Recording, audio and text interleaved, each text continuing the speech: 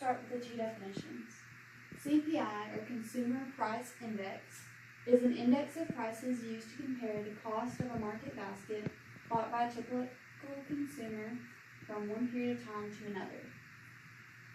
The GDP deflator, or gross domestic production, is an index of prices used to measure the prices of capital goods and services purchased by the businesses and governments in the current period of time.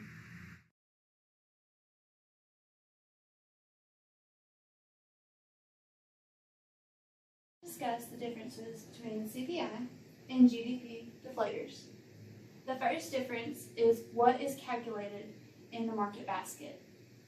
CPI calculates anything imported or domestic bought by a typical consumer, while GDP deflator only calculates domestic goods, not including imported goods. Another difference between CPI and GDP deflator is CPI only calculates goods bought and not services. GDP deflators include services and goods bought.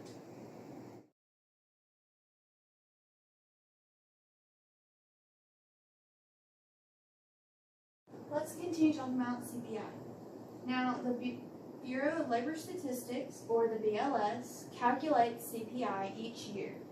They go to an average of 26,400 stores, and they get a market basket of the typical consumer. This basket typically contains about 211 items. Once they get the number, or the average amount that it costs, they go and compare it to the base year of 1982 to 84.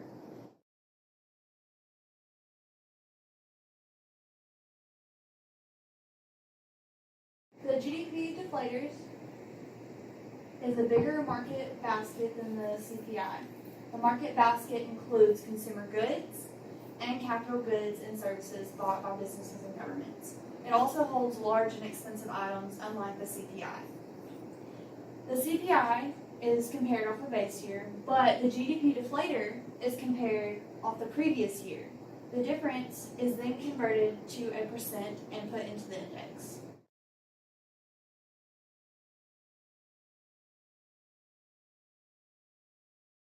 Talk about inflation rates now.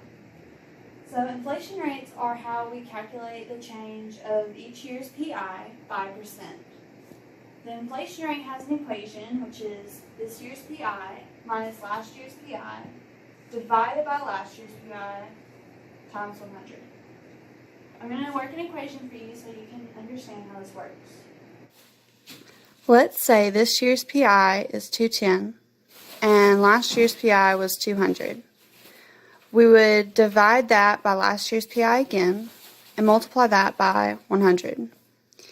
This would equal 210 over 200 times 100, which would then equal 0.05 times 100, which would equal 5%.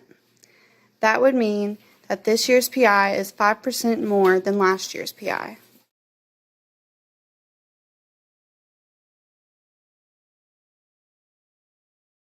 Alright, GDP deflators versus CPI. Who wins? Typically, the GDP deflator is considered more accurate since it takes into account capital goods.